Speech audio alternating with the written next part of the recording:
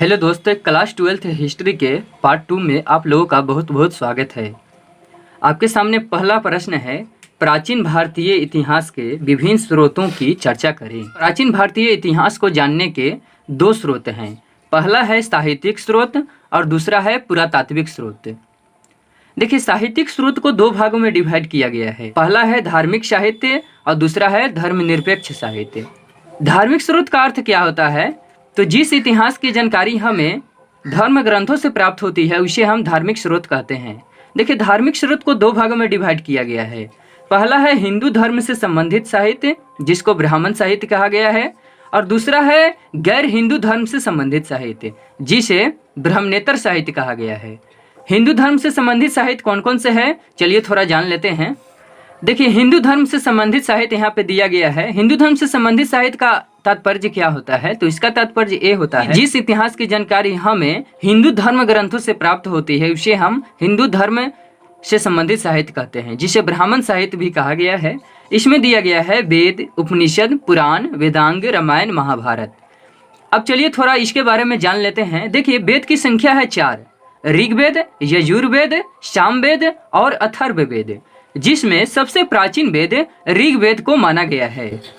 अगला है उपनिषद।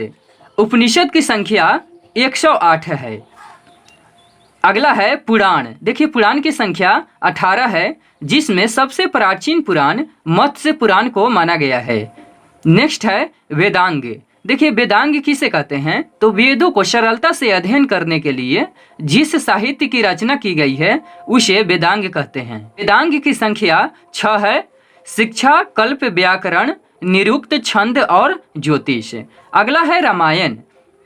देखिए, रामायण ग्रंथ की रचना संस्कृत भाषा में महर्षि वाल्मीकि जी के द्वारा किया गया है और रामायण को 7 कांडों में विभक्त किया गया है। इसके बारे में हम विस्तार से चर्चा अगले वीडियो में करने वाले हैं, उसे भी आप लोग निश्चित रूप से देखिएगा। अगला है महाभारत। तो महाभारत ग्रंथ की रचना संस्कृत भाषा में महर्षि वेद व्यास के द्वारा किया गया है। अब चलिए थोड़ा धर्मनिरपेक्ष साहित्य के बारे में जान लेते हैं। देखिए, धर्मनिरपेक्ष साहित्य का अर्थ ये होता है कि जो साहित्य धर्म से संबंधित नहीं है। तो देखिए, इसको 3 भागों में डिवाइड किया गया है: जन साहित्य, जीवन चरित्र और विदेशियों का विवरण। देखिए, जन साहित्य के अंतर्गत अर्थशास्त्र को रखा गया है। अर्थशास्त्र की रचना कौटिल्य के द्वारा किया गया था। कौटिल्य को चाणक्य एवं विष्णुगुप्त के नाम से भी जाना जाता है। अगला है जीवन चरित्र। जीवन चरित्र की रचना हर्षवर्धन के द्वारा किया गया था। हर्षवर्धन को बाणभट्ट भी कहा जाता है। अगला है विदेशियों का विवरण। तो विदेशियों की विवरण की रचना बिहेन-सांग के द्वारा किया गया था। ये एक चीनी यात्री थे, इसे भी ध्यान में रखिएगा। अब चलिए आगे चलते हैं। अगला पॉइंट है हम लोगों का गैर हिंदू धर्म से संबंधित साहित्य। देखिए, गैर हिंदू धर्म से संबंधित साहित्य का अर्थ ये होता है कि जो साहित्य हिंदू धर्म से संबंधित नहीं है, यानी हिंदू धर्म से परे है, उसे गैर हिंदू धर्म से संबंधित साहित्य कहते हैं, जिसे ब्रह्मनेतर साहित्य भी कहा गया है।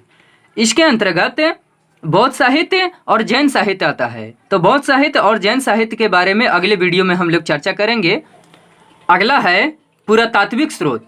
देखिए, पुरातात्विक स्रोत का अर्थ ये होता है कि किसी स्थान विशेष के खुदाई से जो भवन, स्मारक, चित्रकला आदि प्राप्त होते हैं उसे सामूहिक रूप से पुरातात्विक स्रोत कहा गया है। इसके अंतर्गत अभिलेख, सिक्का, भवन, चित्रकला, स्मारक इत्यादि आते हैं। तो फ्रेंड्स, उम्मीद करते हैं कि आप लोग इस बात को बहुत अच्छे तरीके से समझ गए होंगे। इसी तरह का और वीडियो चाहते हैं तो चैनल को सब्सक्राइब करके बेल आइकन को प्रेस कर लीजिएगा। मिलते हैं नेक्स्ट वीडियो में। Thanks for watching.